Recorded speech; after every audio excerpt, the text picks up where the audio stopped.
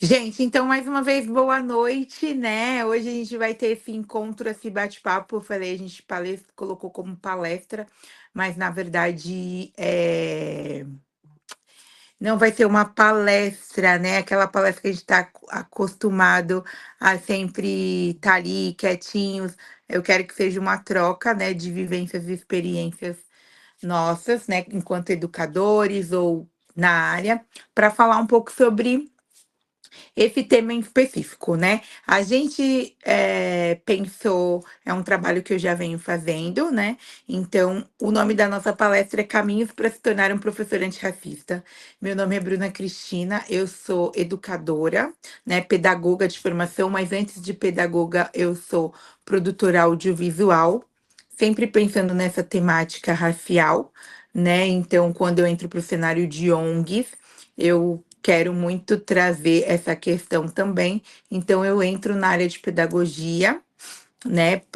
Eu brinco que para fazer as coisas direito, de uma coisa que eu já fazia, mas ter teoria em base disso. Então, além de produtora audiovisual, eu também sou pedagoga. E aí, depois do pedagoga, eu brinco que abriu muito leque para muitas possibilidades, né?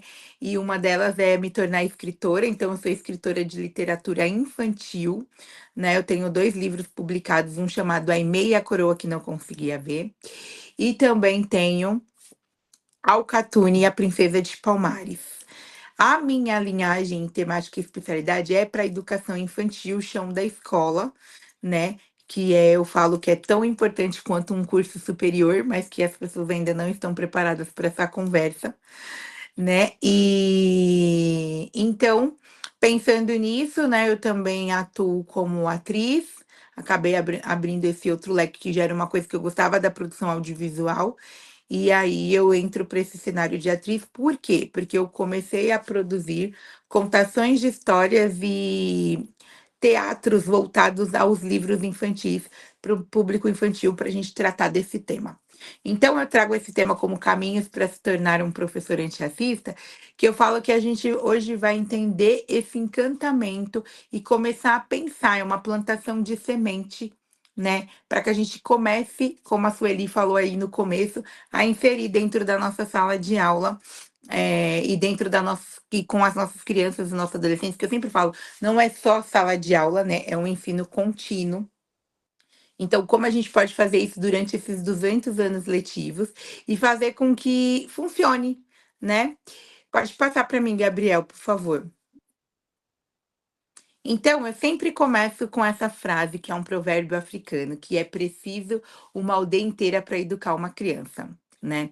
E essa é uma frase que eu sempre uso, que é minha, que educar é um ato de amor e coragem. E a nos tornarmos professores antirracistas, plantamos as sementes de um mundo mais justo, igualitário, de equidade, né? Eu penso isso, onde a criança pode florescer plenamente. Como eu trago essa frase?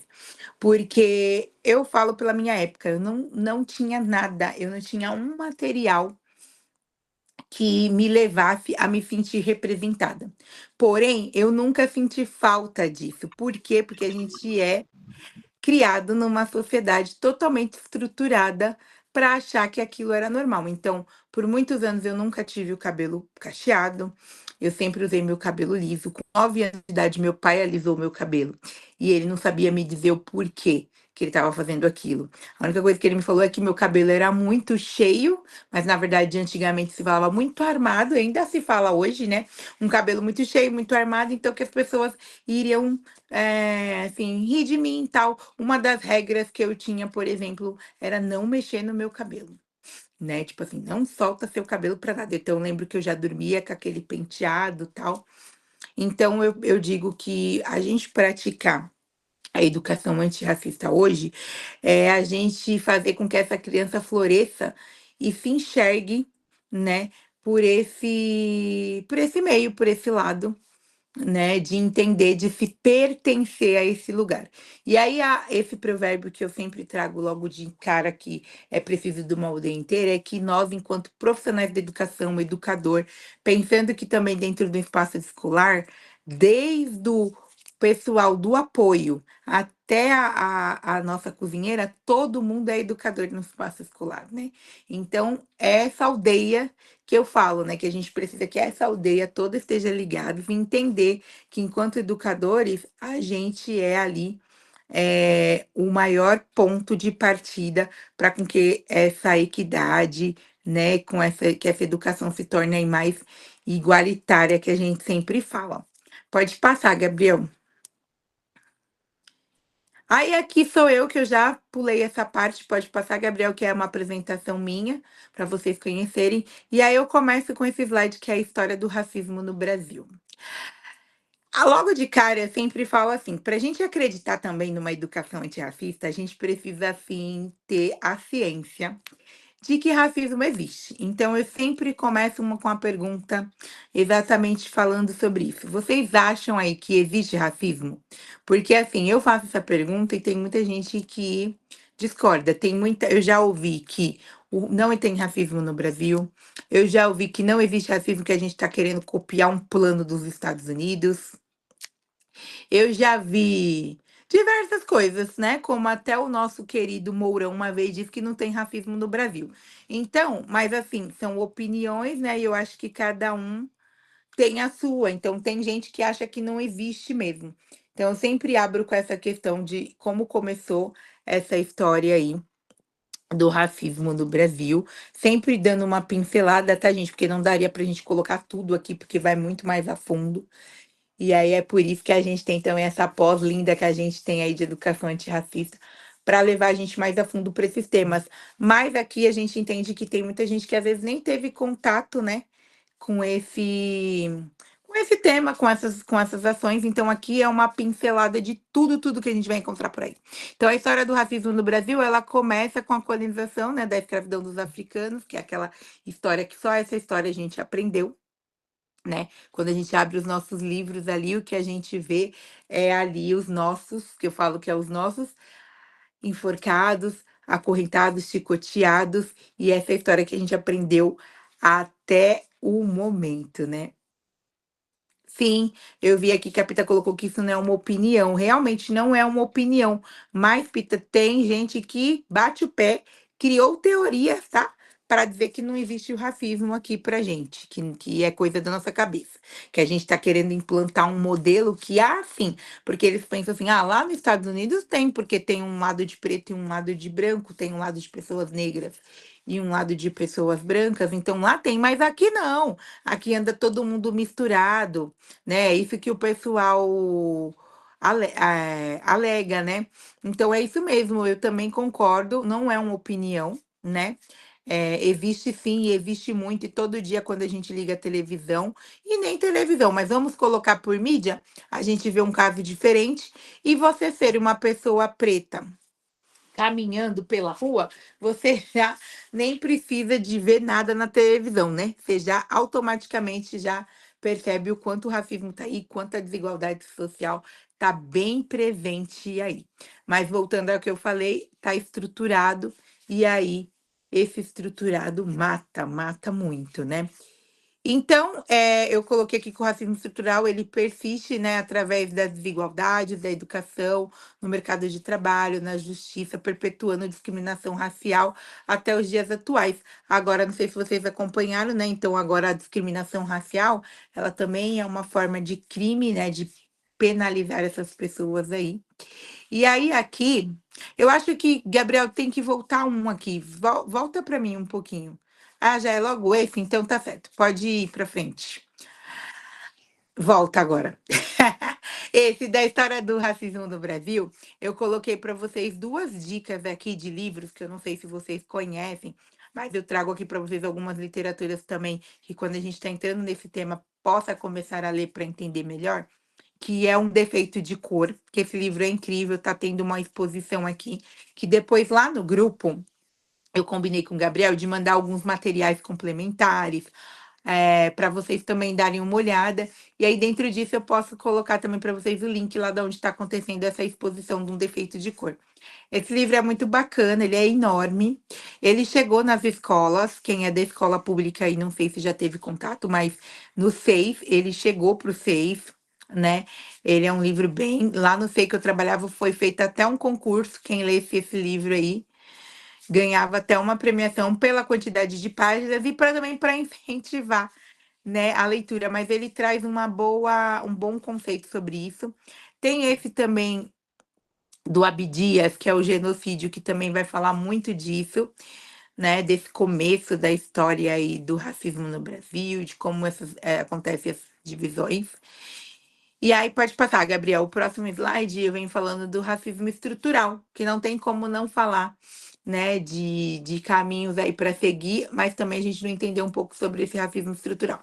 E aí o racismo estrutural ele refere-se às formas, né, sistemáticas institucionais de discriminação que são embutidas nas estruturas sociais e políticas, que é esse racismo aí disfarçado, velado, né, e achado que é natural.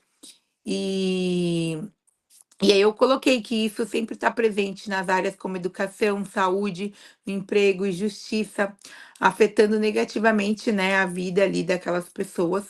E aí eu trago outras dicas de leitura também, tem várias, tá, gente? Mas assim, eu digo umas principais, pensando no nosso tempo corrido, às vezes, enquanto educador, de atividades. Então, são livros que dá para levar no bolso, curto, não precisa ficar lendo, tipo, direto. Você sempre eles funcionam como manuais mesmo, né? Que é o manual antirracista da Djamila, eu falo que ela fez uma cartilha aí desenhada para poder dar uma pincelada um pouco melhor, ajudar, facilitar, e racismo estrutural. Aí eu também tenho eles aqui na minha mão, que eu deixei separadinho, não sei, é da coleção do Feminismos Plurais, né? E tenho o da Djamila, que são muito legais para a gente começar a entender um pouco mais. Aqui o Silvio de Almeida ele vai dar umas pontuadas, né, em alguns pontos específicos, né, o Estado e racismo nas teorias liberais. Então, assim, é um livro curto, teoricamente curto, e que dá para a gente aprender muito, e é um livro que eu falo que é de bolso, para a gente manter aí essas nossas referências ativas, começar essa pesquisa, né, de como isso pode ser feito, de como eu vou fazer, e no manual a mesma coisa, né? Reconheça os privilégios da branquitude, é um do tema que a gente sempre lê. E dentro disso também, que eu não coloquei aí, tem esse livro que é muito bom, que é o Pacto da Branquitude, né? Que vai trazer para a gente aí, é da Cida Bento, alguns conceitos sobre que pacto é esse que a gente está falando. E aí, dentro disso, pode passar, Gabriel, né? Antes de entrar no tema do impacto do racismo na educação, é assim: dentro dos espaços educacionais, além desse racismo estruturado, a gente vai encontrar também o recreativo, que eu deixei o livro aqui para vocês, que é a Dilson Moreira. Essa coleção, gente, eu sempre gosto de indicar, até brinco, não estou ganhando nada por isso, mas foi muito bem tipo, pensada, elaborada por alguns temas e que vai ajudar a gente, enquanto educador, muito, né? Então, o racismo recreativo, que o Adilson ele vai pontuar também o que é brincadeira, o que é, o que não é. E o que acontece muito dentro do espaço escolar é que o racismo é confundido como bullying, né? Muitas das professoras tratam casos de racismo como bullying. Então, esse racismo recreativo, esse livro, essas leituras, vai ajudar a gente também a identificar quando está acontecendo um ato racista, como a gente pode proceder perante isso, se a gente, né, vai falar sobre um pouco do silêncio, que você se silenciar diante de alguns fatos também é um ato racista, né? Então, como isso vai ser feito? E outro que eu gosto de mostrar para vocês também é a intolerância religiosa. Por quê? O que eu gosto desse tema porque é um dos principais que vem impedindo dessa lei 10.639 funcionar dentro da sala de aula. Porque muita gente associa a educação antirracista, a educação afro-brasileira com religião.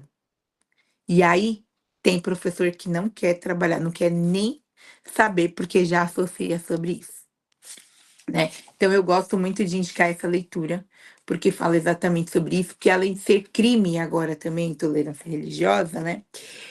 É a gente entender, porque também não tem como a gente falar de educação antirracista, de educação afro-brasileira, sendo de educação afro, sem falar das religiões de matrizes africanas, né? Porque digamos que é um ponto inicial, mas não é associação. Por exemplo, ninguém vai ficar dentro da sala de aula ensinando as crianças, né, a praticarem uma religião que muitas vezes não é nem da professora.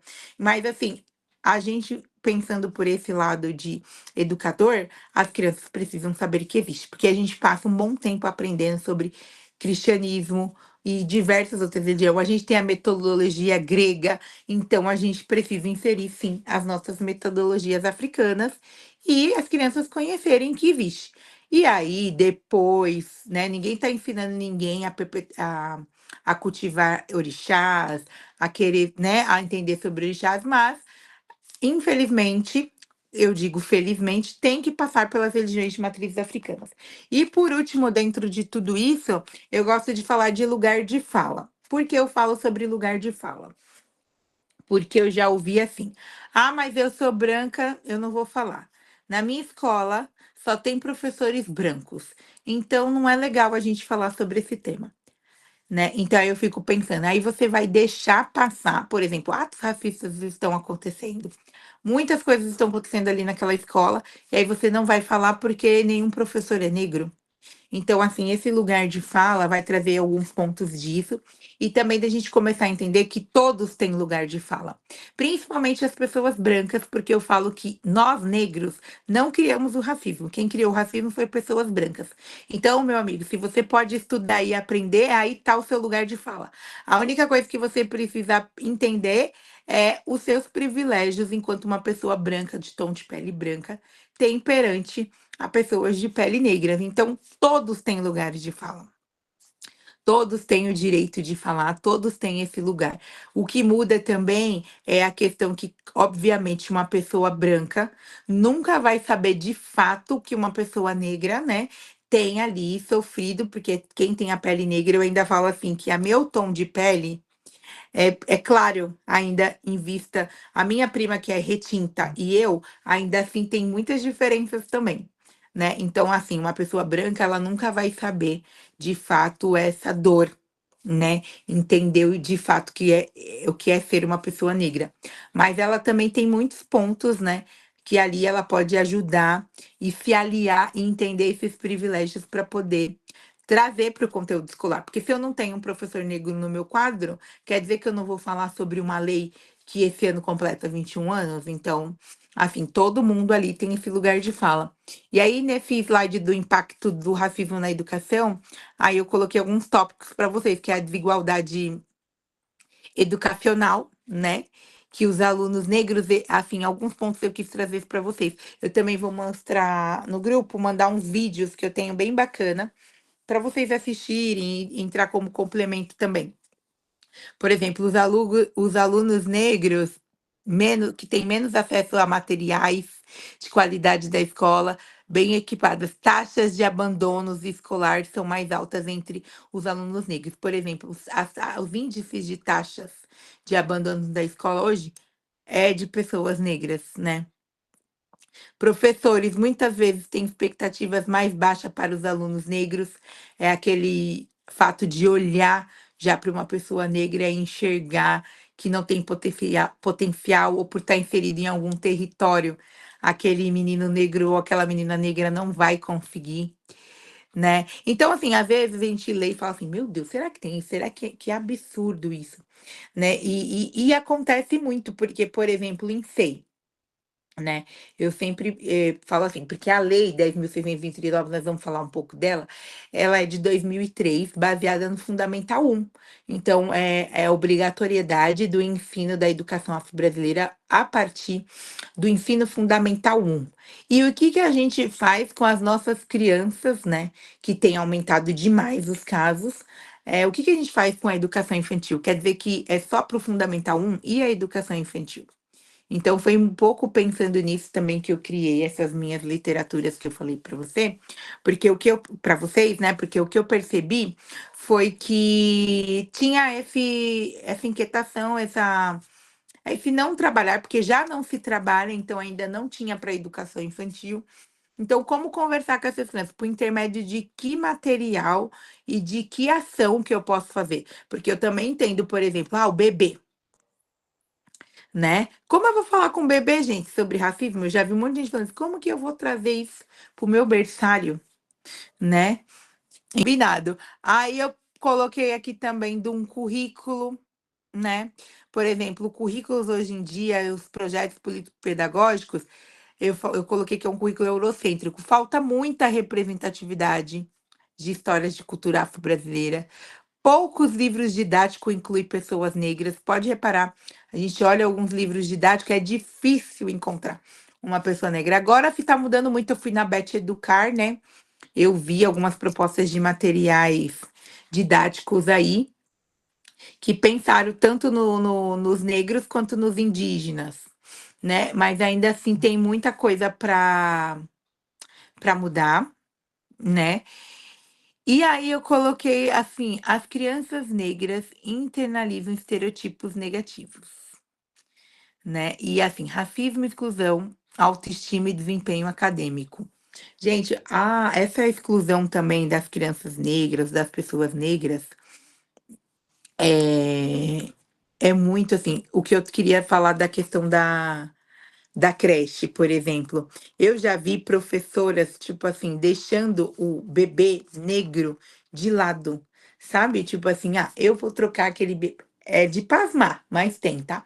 Eu vou trocar aquele bebê negro por último. Tinha uma professora que ela falava assim pra mim, ai, aquele bebê negro ele fede, então ele vai ficar por último e eu vou trocar aqui a fulaninha, bonitinha, que é mais bonitinha, mexer no cabelo. Ai, um dia de beleza na escola. O meu livro da Aimee começa por aí. Porque eu tinha uma aluna que eu fazia o dia de beleza e ela não gostava de mexer no cabelo. E depois eu fui entender por que que ela não gostava. Mas isso, ai, eu não sei. Essa é a frase que eu. Ai, pelo amor de Deus, eu não sei lidar com esse cabelo. Como eu vou fazer para mexer, para pentear, para fazer uma chuquinha nesse. Ai, não, pelo amor de Deus. Já começa a exclusão aí. Então, esses pequenos atos que acontecem na, na sala de aula, eh, com os bebês, com os menores, também passa para as crianças essas referências. Tem criança que nunca teve contato com uma pessoa negra. Tinha uma menina que eu dava a boneca para ela, ela jogava no chão.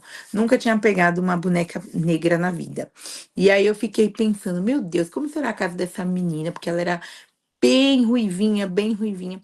E aí, numa ação que eu fiz na escola, a mãe falou para mim: não, sabe o que que é, professora? É que a única pessoa negra que ela tem contato aqui é você, porque nós não temos amigos negros, né? A nossa família, é tudo. Então, assim, também tem esse lado, né? Que às vezes a gente pensa assim, quando a criança comete alguma coisa, e na casa dessa criança aí a mãe já deve falar de racismo e tal. E às vezes nem sempre também é isso, né? Muita coisa vem de casa, que é o que eu falo assim, que um trabalho também para dar certo na escola, ele precisa começar pela família, pelo aquele território. A gente precisa entender como aquele território também entende sobre a educação antirracista e começar com os pais, né?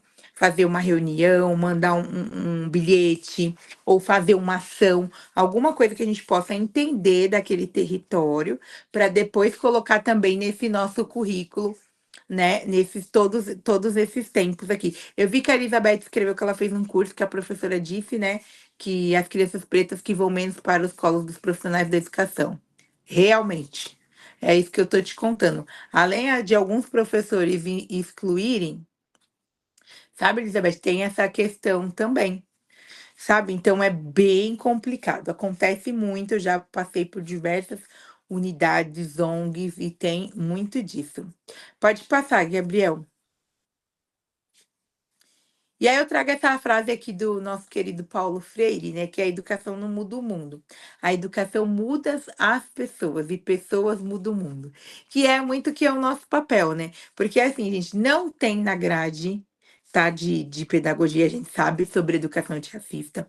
Eu escuto que, é novo. Não é novo também, mas não tem. Então vai depender da gente, enquanto profissionais, que a gente busque essa formação contínua sobre esse tema, porque se a gente ficar esperando, né, que venha da prefeitura, que venha do estado, que a prefeitura eu até defendo um pouco, porque eu falo que a prefeitura, ela criou muitas coisas boas para ajudar, não sei quem é da prefeitura aqui, mas ela criou coisas muito bacanas para auxiliar a gente. Uma delas é esse livro aqui, não sei quem conhece. Quem conhece, levanta um joinha aí só para a gente ter a noção de quantas pessoas já viram esse material. Mas a prefeitura criou esse currículo da cidade, que é um currículo antirracista. Esse currículo, gente, eu falo que ele é desenhado, né? Esse currículo é maravilhoso porque ele vem pautando basicamente muitas conversas do que a gente está fazendo aqui. Tem pensadores, quem escreveu esse livro, a junção de pessoas é incrível, são pessoas do movimento negro, né? Tem educadores aí que estão aqui, que trabalham há muito tempo com essa temática. E fora esse que eu mostrei para vocês da educação antirracista, que é o mais novo, tem o dos povos indígenas e dos imigrantes, né? E são 3 materiais incríveis, que depois a gente vai falar um pouco mais disso e entrar mais a fundo neles depois, né? O Gabriel vai contar uma novidade aí, mas basicamente o currículo antirracista, ele tá desenhado, ele vem com um símbolo aqui na frente, não sei se vocês conhecem, ó, Sankofa, né?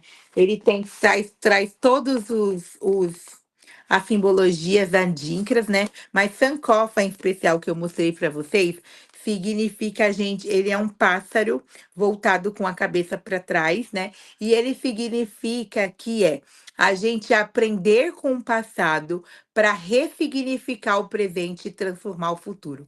Então, esse símbolo, ele é exatamente nós, né, educadores, porque a gente vai ter que olhar para esse passado. Como foram essas pessoas negras? O que foram essas pessoas negras para nós? Será que a gente só foi escravizado? Será que a história do povo negro se resume só a ser escravizado? Então, Sankofa traz esse pensamento da gente olhar para esse passado, olhar para a nossa história, aprender com a nossa história, quem é professor branco, aprender com a cultura afro-brasileira, né? Olhar esse passado, ressignificar esse presente. O que que é isso? Trazer a descolonização dos nossos saberes. Tem um livro também sobre isso. Descolonizando Saberes, Bárbara Carini. Acho que vocês já ouviram falar muito desse nome, se não, pesquisem. Bárbara Carini, uma professora, uma intelectual diferentona na internet, uma intelectual que vai trazer sobre a educação infantil também, e principalmente sobre como se tornar um professor antirracista, que tem tudo a ver com a nossa conversa também, né? Então, é isso, né? Olhar para esse passado, ressignificar esse presente, que é mudar essa história, trazer para as crianças, que é o meu sonho, referências positivas, né? Referências aí de quem foram as nossas pessoas, porque 21 anos da lei, 2003 para cá, o que que a gente tem feito quando chega a Semana da Leitura? Monteiro Lobato. Por que trabalhar o Monteiro Lobato se a gente tem várias outras literaturas para ser trabalhada? E pode passar, Gabriel. E trazendo essa questão de Monteiro Lobato, né? Eu trago esses slides de criando um currículo inclusivo para a educação infantil. Por que que eu bato na educação infantil? Gente, dá para usar também Fundamental 1, Fundamental 2, tá? Só que aí a gente vai mudar os métodos de aplicar. Porque quando vai aumentando as séries, aí a gente muda as ações, né? Mas trazendo para uma educação infantil, eu penso que para a educação infantil, a forma de trabalhar com as crianças é por intermédio da literatura, né? Porque as crianças amam história e dentro da história a gente tira muita coisa. A gente vai trazer teatro, encenação, né? A gente vai trazer essa contação de história. Também mais elaborada, mais teatrada, onde as crianças podem participar. Então, para nossa educação, chão de escola, o ponto de partida é a literatura. E da literatura também, a gente pode trabalhar com jogos, filmes, séries, né, entre essas coisas. Mas da literatura a gente consegue tirar muita coisa. Eu brinco que um livro a gente tem um semestre inteiro para desenvolver. Com um livro a gente consegue fazer um semestre todo, fazer com que esse semanário nosso seja inclusive o ano todo. Não deixar para fazer dia 19 de abril, que tem a Lei 11.649, que também é isso, 11.635, desculpa, gente, dos indígenas, né? Aí 11 de abril, acho que todo mundo aqui já foi pintado dois risquinhos, faz um cocá. Gente, o que que isso representa educação indígena? Nada. E além disso, muita escola também utiliza muito ainda a palavra índio, né? Porque os índios, porque é o índio, então a gente também mudar, entender esse currículo antirracista que também está bem desenhado, entender o currículo indígena que está falando sobre isso. Então eu coloquei aqui. Gabriel, pode voltar um, por favor? Isso. Eu coloquei assim, a interação das escolas, representação tal. Utilize livros infantis. Gente, eu tinha colocado um livro aqui, mas vou falar para vocês. Quando a gente fala em livro infantil, e principalmente de representatividade, o que muitas professoras, e eu quero que depois vocês coloquem um joia que finalize se eu estou errada. Muita professora vai lá e escolhe, sabe que livro? Porque tem professor que não gosta quando eu falo. Menina Bonita do Laço de Fita. Esse livro é o preferido dos professores. Quem é professor aí, não sei se pode concordar comigo ou não, mas esse livro é assim, todo mundo quer fazer só ele, como se só existisse esse livro, né? Todo mundo, antirracista, menina bonita do laço de fita, né? E assim, nada contra a Menina Bonita do Laço de Fita, tá, gente? É um livro ótimo que para aquela época foi maravilhoso, porque ele é de 87, Ana Maria Machado, uma mulher branca, então é uma visão de uma mulher branca perante a esse assunto. Mas o que que acontece? Não podemos descartar também a importância que ele teve para a época, mas para agora, pensando em tudo que a gente vem estudando, pesquisando, pra gente agora ele já não serve, né? Porque o coelho ele fica o tempo todo reafirmando e perguntando por que que a menina é tão pretinha assim. Sendo que a gente não quer que a pessoa se sinta, né, diferente. A gente quer que a pessoa se sinta pertencente daquele lugar. Então, o Menina Bonita do Laço de Fita, um dos pontos de críticas dele, meu e de muita gente, se vocês forem pesquisar, é exatamente sobre isso, sobre a época que foi escrito, né, sobre que pontos, o que que ele vai agregar para as nossas crianças. E aí tem também aí o Cabelo de Lelê é o segundo mais preferido de todo mundo. Espera só um minutinho, gente, por favor.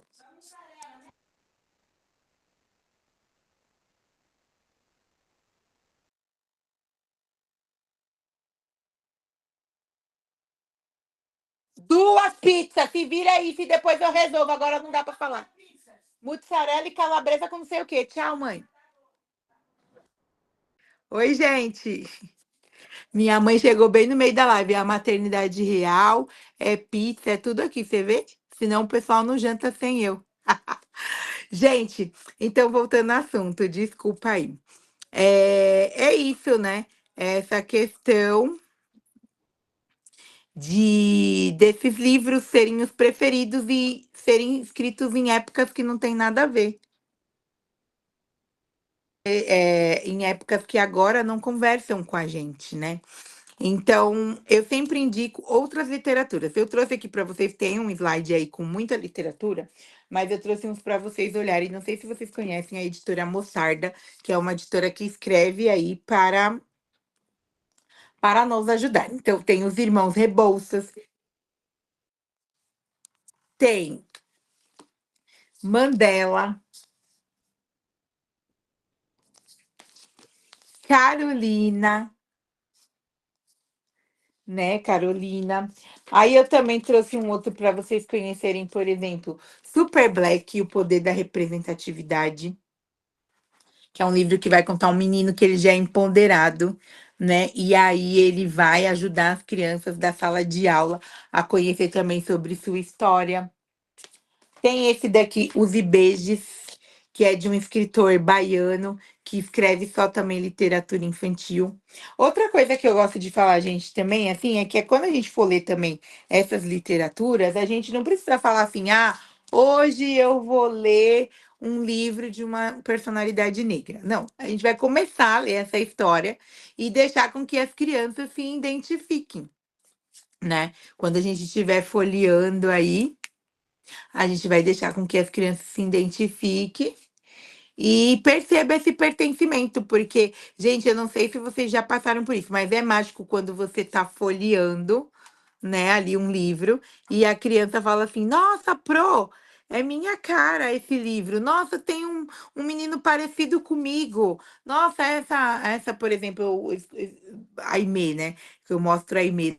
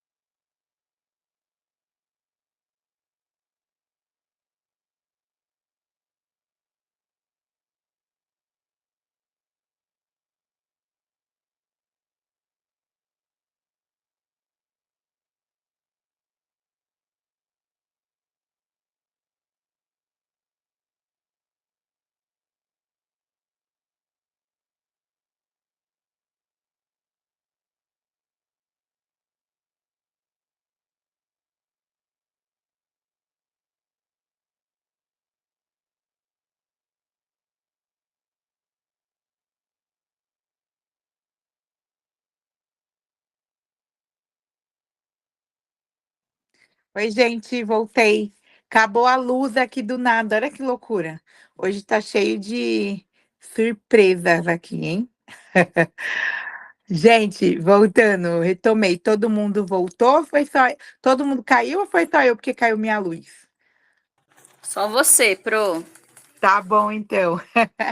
Ó, aí voltando que a gente estava conversando, né, sobre a literatura também, tem outros livros, eu não sei se vocês conhecem, Sônia Rosa, que tem uma literatura afetiva que ela fala, que tem o Na Hora do Almoço, Quando o Almoço está Pronto, Menino Nito, que são livros infantis com protagonistas negros, mas que não vai tratar diretamente dessa questão racial, que é como esses que eu mostrei para vocês, né? Que eu estava falando da gente apresentar referências positivas.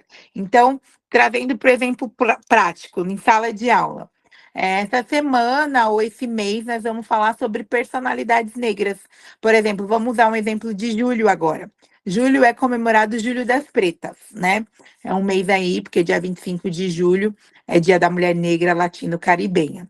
Então, vamos fazer com as crianças, vamos apresentar para as crianças e para os adolescentes quem foram essas mulheres negras, né? Então, vamos fazer aí exemplo tipo de aula, uma semana de quem foram essas mulheres. Aí vamos falar sobre Carolina, né? Vamos falar da história de Carolina. Quando eu contei Carolina para os adolescentes, eu fiquei muito surpresa, porque o que aconteceu? Eles começaram a associar muito a história da Carolina com a minha mãe, por exemplo. Ai, nossa Carolina era de comunidade, já é interessante, porque a maioria, né, das nossas crianças e aí os adolescentes estão inseridos em território periférico, né? Então, quando eles encontram uma história também, saber que aquele intelectual, que aquele pensador, ele é da periferia, dá mais um gás ainda. Então, assim, nossa, a Carolina, ela era da periferia, a gente também é. Ai, a Carolina criou o filho sozinho. Ah, minha mãe me cria sozinho. Então, eles faziam essa associação, né? Então, com os adolescentes, por exemplo, depois a gente produziu um diário de Carolina. E eles tinham esse diário, onde eles criavam esse diário diariamente. As crianças. O que a gente fez com as crianças? Começamos a conhecer esses territórios, começar a pesquisar sobre, inserir as brincadeiras, produzir alguns cartazes.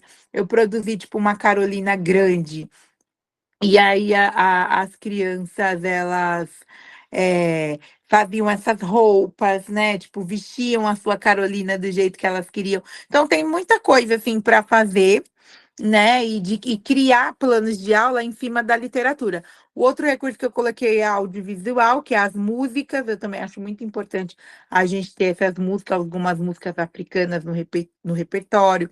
Tem um rapaz chamado Alan, que trabalha com educação infantil, que é daquela música assim que fala: o meu cabelo é bem bonito, é black power. Ele surgiu aí, acho que muita gente já viu.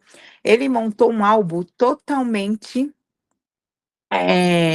antirracista para trabalhar com a educação infantil. Então, é um álbum que a gente pode usar também. A Adriana levantou a mão, pode falar, Adriana. Ah, eu acho que foi sem querer, desculpa. Ah, não, então tudo bem. Então, tipo assim, é um repertório. Gente, quem quiser falar, pode levantar a mão aí, tá? Então, é um repertório legal para a gente usar, né, nessa questão de músicas também, mas tem outras músicas africanas, tal. Eu vi que a Pita também colocou falando que o repertório e o acervo da prefeitura é bom, tem muitos livros bacanas, tem mesmo, muito mesmo. Eu brinco que o acervo da prefeitura, gente, ele é o sonho de quem quer ter aí essa base de livros, porque tanto para nós, enquanto educadores de leitura, porque ele tem vários, Tornar-se Negro, de Bianca Nascimento, Neuza também, que tem um livro chamado Tornar-se Negro, tem tem um almanaque africano, nós tem todos que a gente possa imaginar, a prefeitura comprou por vocês. Fora esse material que eu mostrei para vocês do currículo antirracista, fora as bonecas que chegaram, os erês brincantes, né, que também tem, e muito material. Tem curso, tem formação, jornada pedagógica do ano passado toda foi feita baseada dentro da educação antirracista, né? Então, esse ano é literatura, mas é uma provocação também a literatura, tá? Então, vocês que estão em escola, tentam escolher livros com essa temática, porque eles jogaram literatura e a galera tá vindo para o Monteiro Lobato de novo. Então, talvez a literatura seja uma provocação aí para a gente começar a pensar e pegar um desses livros. Eu coloquei aqui também para vocês. Pode, o Gabriel mudou já, Gabriel? Isso. Espaço acolhedor também, gente. Espaço acolhedor. O que que eu falo sobre isso? A gente montar também dentro da nossa sala de aula um espaço que todas as crianças sejam representadas, principalmente as negras. E para a escola em geral também, no dia que tem aquele dia da família, ou quando os pais entram na escola, porque também não tem só escola pública, né, gente? Eu quero que essa educação antirracista atinja ainda mais a privada, que a gente sabe que a privada aí não trabalha mesmo, né? Então, assim, Uma vez eu fui fazer uma entrevista, a mulher disse que o sonho dela era ter a educação antirracista. Só o muro da escola, quando entrava, só tinha crianças loiras. Então, como eu quero trabalhar educação antirracista, se só o meu muro, quando eu entro, eu vejo crianças brancas. Por exemplo, o meu filho vai lá, vai olhar aquela imagem. Ele vai se sentir representado naquela escola? Ele vai achar que aquela escola pode ter criança preta, porque só tem criança branca logo na entrada, logo no muro. Então, a gente cuidar sobre esses muros, nós também, enquanto profissionais, quando for criar um painel, todas as crianças ali naquele painel estão sendo representadas?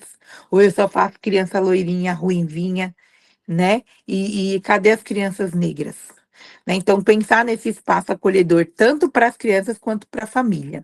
Por que é que eu sempre bato na família? Porque a família é a nossa maior aliada em tudo, isso a gente já sabe, né? Só que principalmente nesse tema também, né? Porque não adianta a gente também fazer um trabalho muito bem feito na escola e chegar em casa é desfeito. Então a gente constrói, a família destrói. A gente constrói, a família destrói. Então a família é a principal ação que quem está aqui em escola tem que pensar de como a gente vai conversar com essa família, que esse território, antes de entrar com toda essa temática. Porque senão assusta, né? Vou dar um exemplo para vocês. Por exemplo, eu entrei numa FEI que não tinha nada. Quando eu entrei, começou a fazer.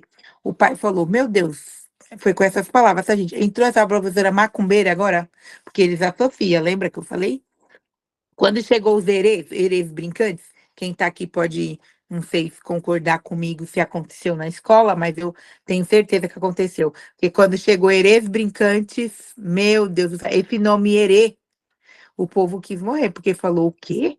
Chegou uns bonecos macumbeiros na escola, sendo que erê é em Yorubá, é brincar, né? E outras formas também em alguns países do continente africano, significa o brincar, a criança.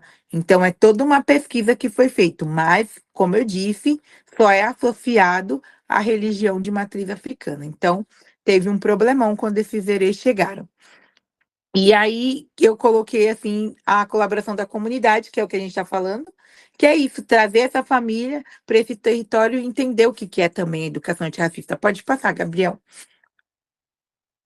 Recursos. O que que eu coloquei como recursos? Livros infantis, né?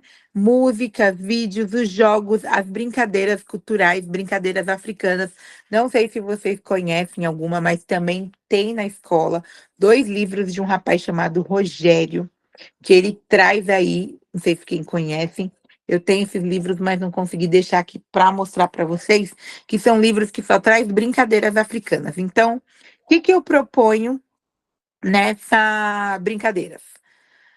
Semana do Dia da Criança, o que que a gente coloca? Cabelo maluco, festa do pijama, não sei o quê. Gente, vamos trocar, vamos fazer uma semana de brincadeiras africanas, né? Vamos colocar aí essa cultura em prática, vamos colocar brincadeiras indígenas, vamos criar vivências, né?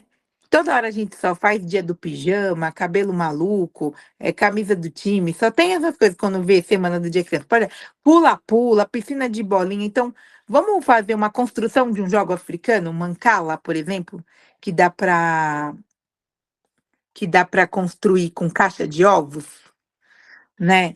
Que dá para construir coletivo. Todo mundo tá me ouvindo? Eu tô sem som para todo mundo. Tô com som? Estou ouvindo. Ah, tá, Pra porque mim tá alguém colocou normal. aqui. Tá, tá bom, porque alguém colocou aqui e eu vi rapidinho que tá sem som. Outra coisa que eu coloquei para vocês aí. É... Algumas séries, alguns vídeos no YouTube. Tem umas coisas bem legais. Quer ver? Passa para frente, por favor, Gabriel. Aqui, gente, é um apunhado de livros.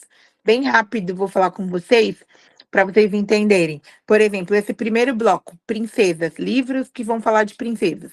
Esse primeiro é Aqui no Morro Tem Princesa. É um livro que vai falar, além de uma princesa de um morro, uma princesa de carnaval. Que a gente sabe que o carnaval está muito presente também na vida das crianças principalmente negras. E brancas também, né, gente? Que tem bastante criança no carnaval, né? Então, esse aqui no Morro Tem Princesa, ele traz essa ideia da princesa do carnaval, aquela princesa do morro. Será que a princesa é só aquela princesa do castelo que a gente conhece, né? Maju não vai à festa, um livro que traz a história de uma princesa que ela deixa de ir na festa porque a aniversariante fala que para ela entrar na festa, ela tem que alisar o cabelo. Então a Maju fala: "Não, então eu não vou". Então, uma forma de também trazer essa provocação para as crianças.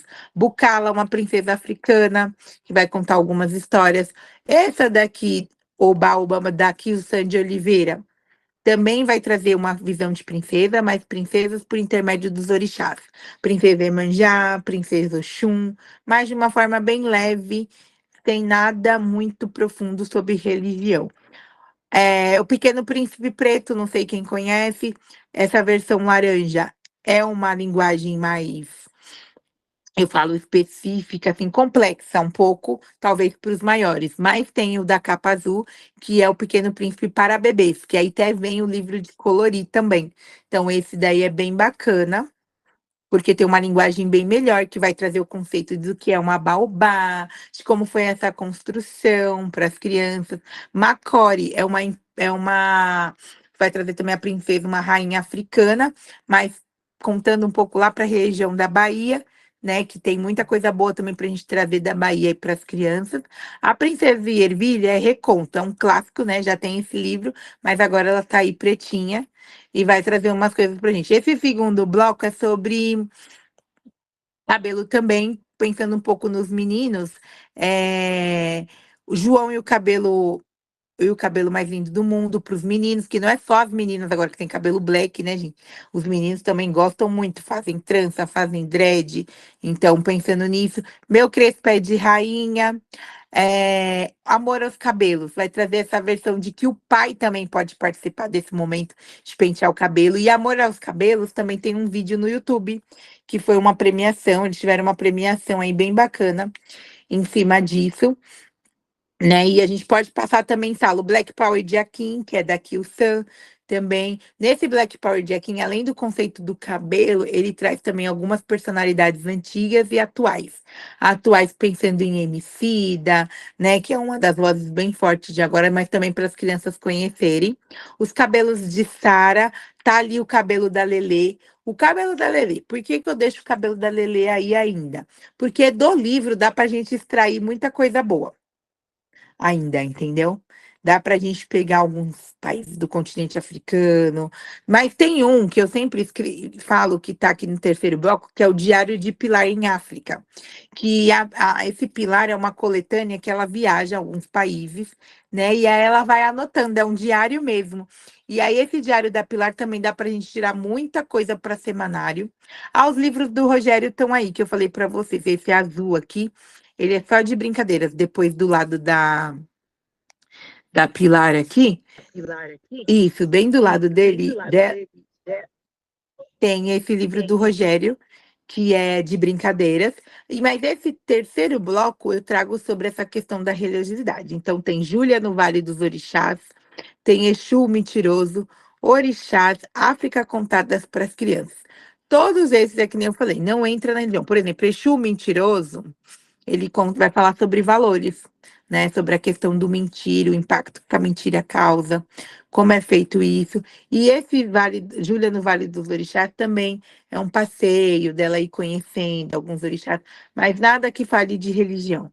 No terceiro, no quarto, esse quarto que eu fiz um mesclado aqui, é de livros que não tem nada a ver com a temática racial. É um livro comum, por exemplo, eu brinco que quando o almoço está pronto da Sônia Rosa. É a família da margarina, que a gente sempre quis ver no comercial e não tinha. Então, é uma família preta. Então, a criança negra abrir, ou a criança branca abrir, e ver e falar assim: poxa, existem famílias negras, né? Nossa, uma família igual a minha. Ele só conta de um momento especial, que é o momento do almoço ali daquela família, né? Então, ele não traz. Literalmente uma questão racial, mas ele traz uma aba para a gente trabalhar com as crianças. O Flávio Bolo de Chocolate, Banda das Meninas, que é o primeiro ali. Banda das Meninas vai falar sobre ser uma banda de meninos e essa menina querer participar. Essa menina pode participar com os meninos? Trabalha um pouco de gênero, que a gente sabe que precisa falar na escola. Linha poesia é um gênero de texto para trabalhar com as crianças, poesia, mas dentro disso, Lina é uma personagem negra, então, queira ou não, a criança, quando vê, vai se sentir pertencente ali. Esse de Minha Mãe é Negra Assim, não sei se vocês conhecem, conta a história aí de uma de um menino que queria pintar a mãe de negra, a cor que ela é marrom, e a professora entra e diz que ele não pode pintar daquela cor. Então, esse livro conversa muito com a gente também dessas intervenções que a gente faz e traz um pouco para essa parte do colorismo também. Da Minha Janela, que também não tem nada a ver, mas o que, que a gente vai trabalhar? Da janela do nosso território, né? Eu fiz com as crianças um projeto que eu tinha a janela e eles tinham que olhar aquela janelinha e pensar alguma coisa. Ou se não, um trabalho para casa, olhar a sua janela e o que, que eles trazem ali daquele seu território quando eles olham na sua janela. Que é a proposta desse livro do Otávio Júnior, que ele é carioca do Morro, lá do Rio, né? Então, tipo, da minha janela, quando eu olho da minha janela lá do morro, o que que eu vejo? Só que trazendo aqui para nós, quando eu abro a minha janela aqui, eu brinco na selva de pedra, dentro dessa comunidade aqui, o que que eu vejo, o que que eu posso trazer para a escola? Então, abre diversos projetos. Pode passar, Gabriel. E aí, algumas brincadeiras que eu coloquei aqui para vocês, que tem também no nesse livro, esse currículo, mas seria legal, que é a questão do terra e mar, né? Que é como se fosse um vivo ou morto, mas é uma brincadeira e tem a origem, da onde veio. E eu coloquei algumas brincadeiras que são bacanas, que dá para a gente utilizar, né? Tipo, acompanhe meus pés, tem esse labirintite, são tudo brincadeiras africanas. Tem livros do Rogério e tem um livro também de um coletivo que eu quero indicar, depois vou pôr no grupo para vocês, que chama Xirê de Quintal. Xirê de Quintal, eles promovem só rodas de xirê, que xirê significa ali, né, aquela roda, de brincadeiras, né? Então tem um livro que eles têm também falando sobre isso, mas tem muita coisa disponível também, gente, de material da internet, né? Porque às vezes vocês podem falar assim: "Ah, Bruna, toda hora um livro, tal. Como a gente monta esse acervo, comprar sobre isso?". Mas tem muita, muita coisa na internet, material assim, também que a gente consegue achar. Pode passar um pouquinho aí, Gabi. Aí aqui eu trouxe os brinquedos e os filmes, né? Os filmes é o que eu encontro, por exemplo, em Netflix, em algumas programações do YouTube. Eu não sei se vocês conhecem, tem um bem legal esse na Netflix, que é Karma, que é uma adolescente negra que passa por diversas coisas na escola, né? Aí tem esse Cores e Botas que eu falo que é pra gente da nossa época, que é uma menina que queria ser Paquita, aí da Xuxa não podia ser, né? Porque a gente sabe que não tinha. Então ela vem trazendo essa visão de um tempo antigo com um tempo atual. Sara, que é o Cabelos de Sara, ela tem um canal, a Sara tem um canal no YouTube que a Sara não fala também só de questões raciais, fala do meio ambiente, do luto, né? A Sara tem um livro incrível chamado Vovó Zoe, que vai falar sobre como é a perda, como trabalhar esse emocional, como é o luto das crianças. Então, assim, pensando que não precisa estar relacionado só a essa questão racial, né? A gente tem um leque de coisas aí. Nala e Nilo, que vai contar histórias da África também, tá tudo no YouTube. E esse que eu gosto muito, que é Dudu e o Lápis Cor de Pele, que vai falar um pouquinho da questão do colorismo, das cores. E aí, brinquedos e jogos, eu deixo alguns lugares que vendem brinquedos, né? Bonecas de pano, Amora, o pessoal da Bahia, aqui do Rio, mas todos que entregam em São Paulo. A Amora também é dona daqueles giz de cera, do tons de pele, não sei se vocês conhecem aí, que agora tem também os giz de cera e os lápis tom de pele para trabalhar na sala de aula também, quando for fazer uma oficina de pintura. Que cor que é essa sua pele? Que cor que a gente cresceu aprendendo, né? Então, eles têm esse giz também. E tem um outro que eu sempre indico, que é bem baratinho, que tem no Armarinho Fernando, que é 5 e pouco, 5,90 a caixa de lápis de cor, e tem ali os verdadeiros tons de pele, né? Tem Negrita Arteira, que é uma bonequeira também daqui. Eu coloco essa empresa Usiafra porque eles produzem materiais pedagógicos voltados a essa temática. Então, quando a gente tiver com alguma dúvida de criação de atividade, ela e o Clubinho Preto vão fazer sobre isso. E o Clubinho Preto é um clube de assinatura tipo Leiturinha, que também manda para casa das crianças ou para nossa, né, que eu falo que é bom para nós. Começar a leitura também, literatura infantil. Vem pra gente sempre uma caixa com um livro, uma atividade, porque é feito por uma pedagoga, né, e um brinquedo sobre aquele um brinquedo, um jogo sobre aquele livro. Então a gente acaba conseguindo montar ali um acervo também por intermédio disso, né. E tem essa outra que eu não falei, que eu pulei, que é a Compreendência, que é bonecas, mas bonecas estilo Barbie, né, não é de pano, já é aquele estilo mais da Barbie e tal. E tem o ateliê também, que eu faço consultoria, que produziu os Erês Brincantes e que produziu uma nova coleção agora chamada Brincantes do Mundo, né, onde tem os orientais também, os europeus, tem um pouco de tudo. E dentro dessa coleção Brincantes do Mundo tem a coleção Erês Brincantes. Pode passar aí um pouquinho, Gabriel, acho que estamos no final aí.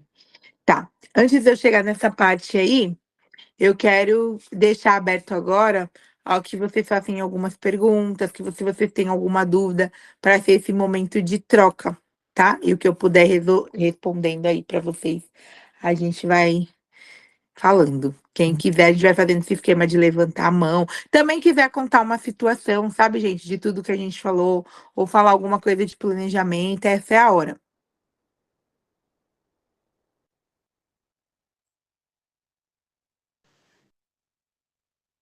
Pode falar, Adriana. Não, eu só queria compartilhar que ano passado eu fui na jornada e uma coisa que eu achei bem bacana, você falando do lápis sobre o tom de pele, é que as meninas fizeram uma proposta e você procurava o seu tom de pele através das tintas. Então, tinha lá a paleta de cores, várias cores e as misturas. Então, você ia misturando as cores até você achar o seu tom de pele.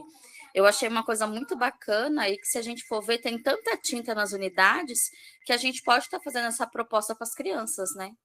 Deles tentarem descobrir a cor da pele deles através da própria pigmentação da tinta.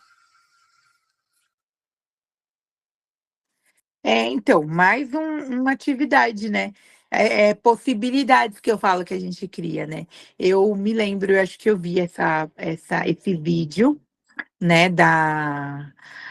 dessa criação de cores, eu acho muito legal. Uma coisa também que eu acho que ficaria bem bacana de fazer, ao invés também de só criar a tinta, é eles produzirem alguma coisa, não digo nem cartaz, né? Porque a gente, professor, fala que a gente tem mania sempre de ter um produto final, que isso não é necessário, tá, gente? Porque a gente fica tão preso nesse negócio de produto final, que aí a gente faz as coisas que andam acontecendo por aí, que é, por exemplo, eu faço uma boneca black e mando as crianças colocar um macarrão, ou um feijão, ou um bombril, pasmem, porque tem gente que faz.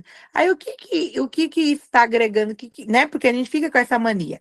Não, eu brinco que falo assim, né? Eu li esse livro, eu tenho que mostrar para minha coordenadora que eu fiz um trabalho final. E não é isso, não precisa ser isso, né? A gente está construindo essas memórias afetivas. Por exemplo, eu vejo pelo meu filho, quando eu viro para ele e falo assim: ai, pega lá, Sara. Ele vai no livro certinho, pega lá a Inê da mamãe, ele sabe, pega tá aí, ó. Então, assim, essas memórias é muito mais que um produto final, porque é a criança entender, saber daquele personagem, né? Saber daquela história. Pô, eu vou pegar o Akin. Eu sei o que o Akin faz, eu sei que o Akin é imponderável.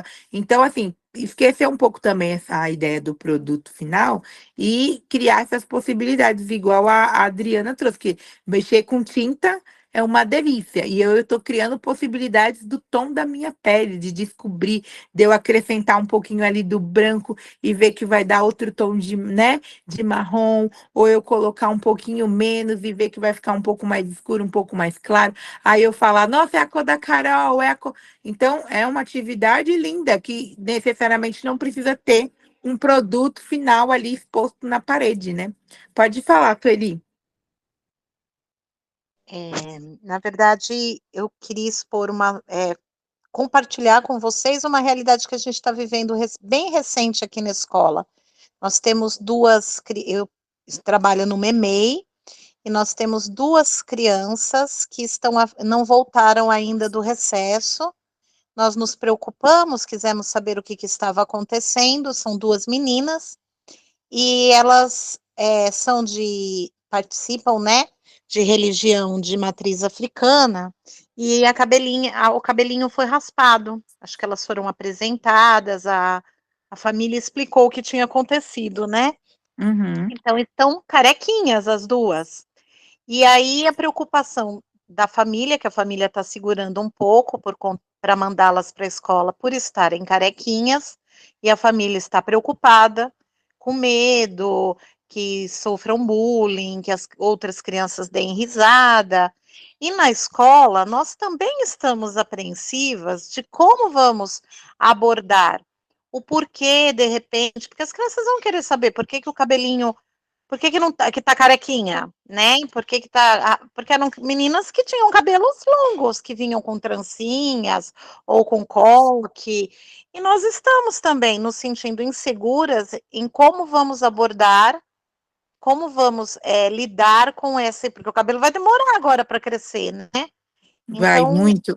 exato, e nós estamos nesse momento, elas eram inclusive para retornar essa semana, mas a família resolveu ficar mais 15 dias em casa, porque a família também está insegura, né? E eu fico Uhum. pensando como abordar esse tema, como que a gente vai conversar sobre isso? Apenas falar, porque elas quiseram?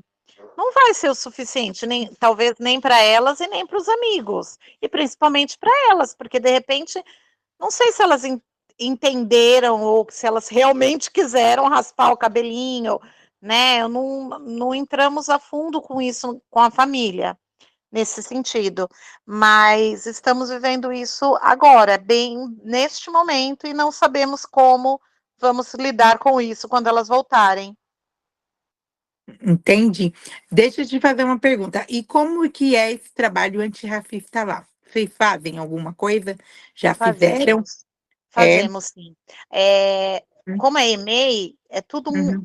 as experiências todas são sempre voltadas muito para o lúdico, né? Certo. E nós temos vários livros, nosso acervo é muito bom, as professoras exploram bastante, exploram também as brincadeiras, né, africanas, tem muitas professoras que desenvolveram projetos no primeiro Uhum. semestre, muitas, nós temos 12 professoras, enfim, algumas professoras já desenvolveram projetos de brincadeiras e fizeram o resgate, então existe esse trabalho na questão, assim, de ter essa preocupação mesmo de não ficar mais,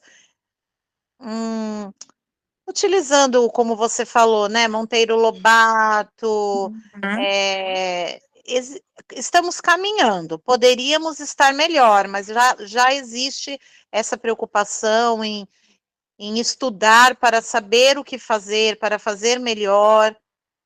Mas estamos caminhando. E essa preocupação essa questão de falar que não tem como, realmente, é necessário falar sobre a religião de matriz africana, mas ainda existe esse receio de falar sobre isso. É. O que eu ia sugerir é assim, eu não sei se vai ter dia da família, alguma coisa lá agora, né? Porque voltou agora também, né? Mas não sei como você sabe que tem lugares que já põem logo de primeira isso, né? Mas assim, eu ia sugerir que pudesse ter uma conversa, né?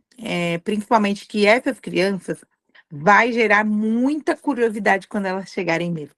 Não vai ter como, né? Porque são meninas que vão chegar carecas. E por que que isso aconteceu? Então, talvez conversasse, talvez, num dia da família sobre isso, né?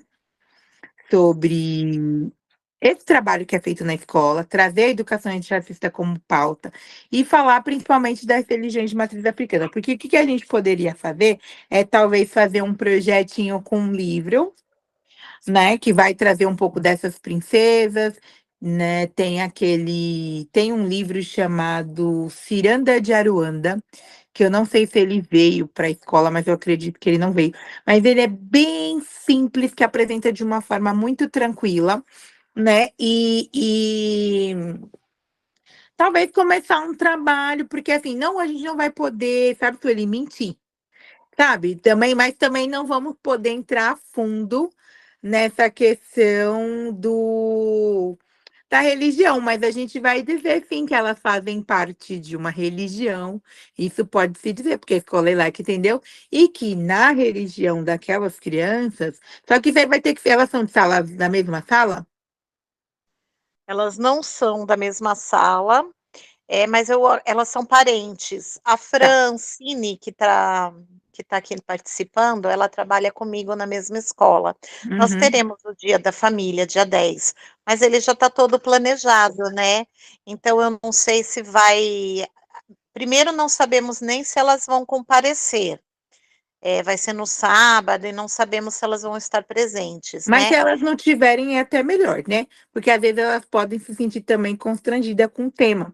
Então, de repente, se elas não tiverem, elas também seja legal. Tá, mas entendi. Tá Já tá programado. todo. Uhum, O uhum, Dia da Família tá todo planejado. Eu, por exemplo, segunda-feira, eu vou conversar com as minhas colegas que são professoras das meninas, que eu participei dessa palestra, vou levar sugestões, né? Eu só não sei se vai para o Dia da Família, se elas vão poder modificar alguma coisa, porque isso já tem da equipe gestora algumas decisões também, né? uhum. Mas eu acho, no decorrer, quando as meninas estiverem voltando, eu acho que dá para dar, eu pelo menos vou dar as sugestões do que eu vi aqui, né? Entendi. Do que você está me passando. Porque assim, sabe, Sueli, eu penso que se vai ter dia 10, esse é o momento de você mudar essa história. Sabe por que eu tô falando isso? Porque, assim, mesmo que não esteja na programação, que seja uma fala, a gente pode até pensar, acho que eu posso até te ajudar, porque é muito importante. Porque, assim, você vai preparar também todo mundo para essa chegada. E quando a criança chegar em casa com essa história para a mãe, ela já vai saber mais ou menos o que está acontecendo, entendeu?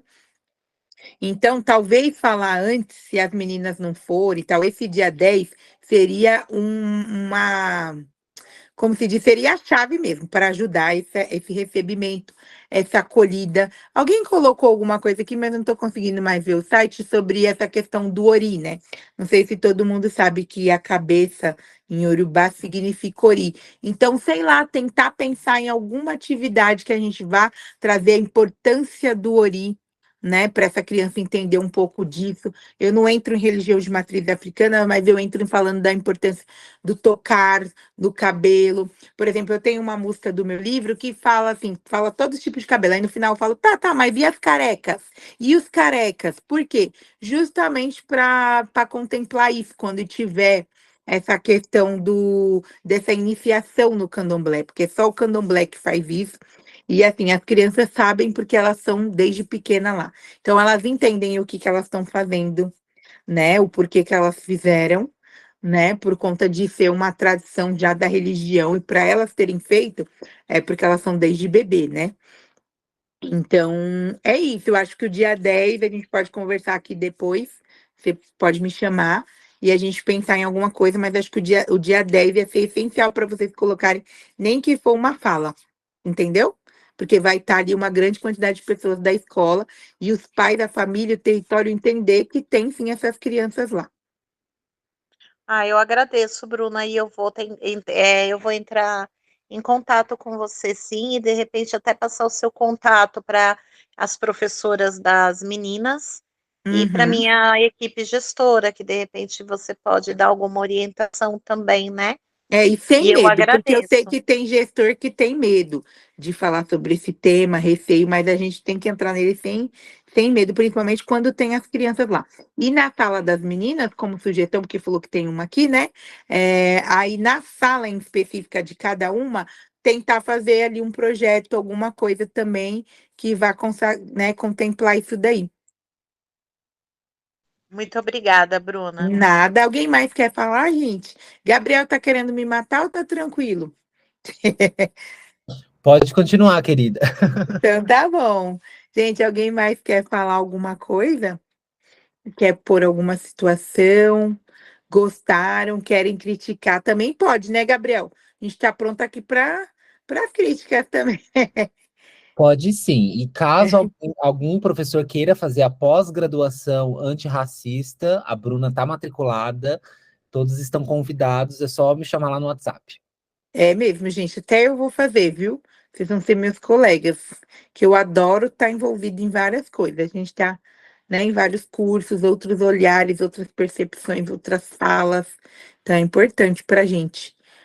Alguém mais quer fazer alguma coisa? Eu perdi a tela com todo mundo aqui, porque eu não estou vendo as mãos levantadas.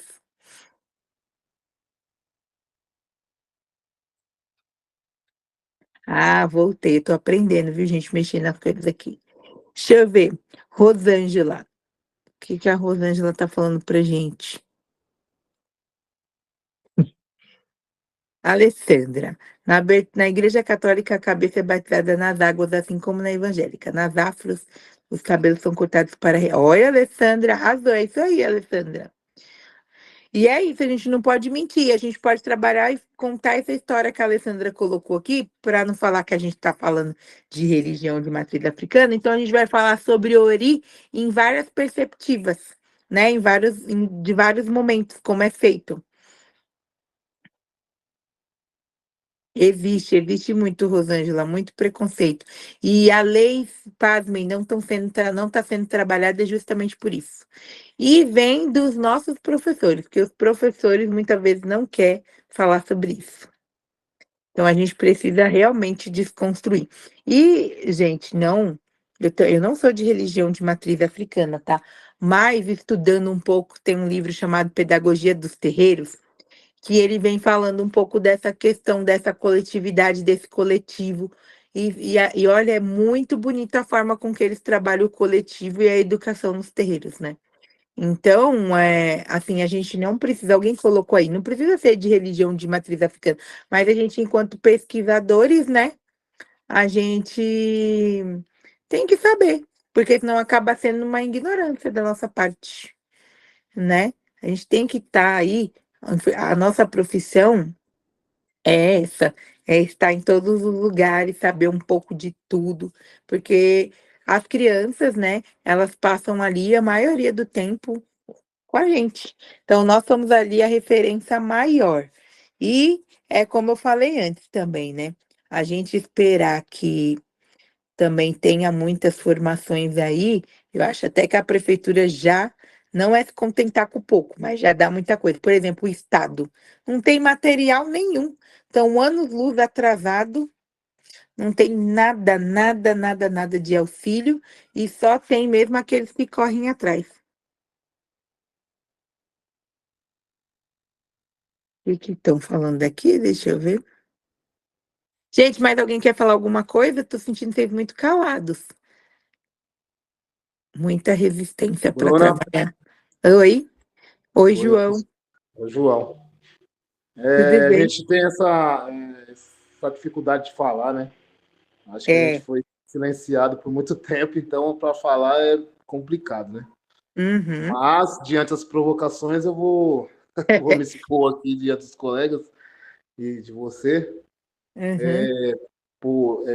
Quando você falou lá atrás, não tem nada a ver com os relatos e com as coisas que estão acontecendo na escola, Tá. mas um conceito que você utilizou, e eu fiquei pensando, e eu queria de pensar junto com você aqui, com vocês, Sim, claro. sobre a questão do lugar de fala. Sim. Então, Vamos. Uhum. me parece que tem uma discussão aí já há algum tempo sobre o que seria esse conceito, né? Acho que a Sim. Djamila escreveu um livro que fala Foi. sobre isso, né? Que é lugar de fala. Foi E o as que eu pessoas. mostrei pra gente. Uhum. Então, e aí a gente está. A gente não, né? Parece que as pessoas se apropriam de maneira diferente do que seja esse conceito, Sim, né? tem isso também. Uhum. Aí parece que você colocou que o lugar de fala aí seria autorização para falar sobre algum assunto, Não, né? o que eu falei, João, na verdade, não foi sobre, não te cortando, tá? Vamos conversando aqui. Não sobre a questão da autorização. É que eu digo assim, que eu passando pelas escolas que eu fiz algumas formações, alguns professores viram para mim e falam que não fala porque são brancos e não tem lugar de fala, sabe? Sim, então, mas o que eu vou entender de lugar de fala que não tem nada a ver com isso, né? Com Sim. autorização para Aham. falar Uhum. sobre os negros, sobre homossexualidade, ou sobre qualquer tema que talvez Uhum. não esteja atrelado à sua identidade, né? Sim. Uhum. Mas o que eu vou entender e que talvez nos ajude na luta, né? Uhum. E que as pessoas precisam entender também que lugar de fala, no meu entendimento, não é isso. Uhum. Seria da onde vem essa fala, né? Da onde vem essa fala que a gente está reproduzindo ou que os alunos reproduzem. Então, vamos pesquisar da onde vem essa fala? E isso que eu vou entender que é lugar de fala. Né? Da Uhum. onde vem essa fala? Que é um conceito Foucaultiano que faz uma pesquisa, né? Uhum. Vai lá na gênese da palavra, ou vai lá escava lá para procurar da onde vem, começa a surgir esse discurso, né? Que Foucault vai falar desse discurso. E aí talvez a gente pode ser um tema de aula também, né? Que é interessante e coloca todos também na luta, não só o negro na luta do negro, não só o homossexual na luta do homossexual, não só, né, os diversos marcadores aí que a gente pode estar encontrando nas nossas diferenças ou nas nossas identidades, entendeu? Uhum. Então, acho Sim. que é importante nós entendermos esse conceito ou discutirmos mais para chegarmos a um consenso, para que a gente não divida, né? A gente some ao invés de dividir. Né? Ah, não posso falar disso porque tem a questão da branquitude. Então, a gente acho que entra muito bem nessa questão de lugar de fala, né? Então, Sim. assim, Uhum. se a gente entender da onde vem algumas falas, né? São racistas ou não, de que setor da sociedade vem, a gente pode, né, discutir outras coisas. É. Então é isso que estava me incomodando aqui e eu Sim, que trouxe legal, para a gente João. pensar e tal. Não, é muito legal. É como eu falei, aqui a gente deu uma pincelada, porque é muito conteúdo, né? A gente sabe que é muita coisa para falar. Mas eu e o Gabriel já estamos pensando nisso, principalmente desses tópicos, né? Que eu acho os mais essenciais, de entrar profundo, da gente estudar e discutir como você trouxe aqui. Realmente não é uma autorização, né? É que eu digo assim, em questão de algumas vivências que eu já tive, né? Das pessoas usarem, como você apontou, esse lugar de fala como divisão, ou de dizer que não teve porque não tinha, entendeu? De não entender esse conceito, como você trouxe. Então, é isso que eu quis dizer, mas eu concordo plenamente que a gente tem, é uma pauta para a gente entrar muito mais a fundo de falar sobre isso, principalmente dessa pauta. É isso, valeu, Bruna. Obrigada, Obrigado. João. Gente, deixa eu falar. Acabou, tá? A gente agora tá tirando as nossas dúvidas, conversando um pouco, se conhecendo melhor, né? E a gente também tá com o tempo aí já meio que em cima, então eu vi que algumas pessoas precisam sair. Tem a questão do trabalho, né? Que eu acho que o Gabriel vai colocar aqui. Gabriel, ou eu falo também, não sei. Mas acho que você vai mandar, né? O link do trabalho aí. Pode deixar, eu vou enviar no grupo de WhatsApp, porque aí eu mando um áudio, explico para todo mundo e vou acompanhando aqueles que precisarem de ajuda, é só me chamar no particular. Ah, então é isso, gente. Aí vai ter o link aí desse trabalho, que vai ter também um ponto de partida para a gente conversar melhor, assim como o João trouxe, que eu achei maravilhoso. Alguém tinha levantado a mão, que eu acho que pode ser a última. Tá bom, Gabriel? A gente... Ah, era eu, então. Boa noite para todo mundo que está aqui. Isso, foi você mesmo, Puki. Então, só queria falar duas coisas muito rápido. Primeiro, sobre o que a Sueli trouxe, sobre essa questão das crianças que rasparam a cabeça e tudo mais. E assim, me trouxe uma inquietação, né, do quanto que a gente percebe isso como um tabu para a gente falar.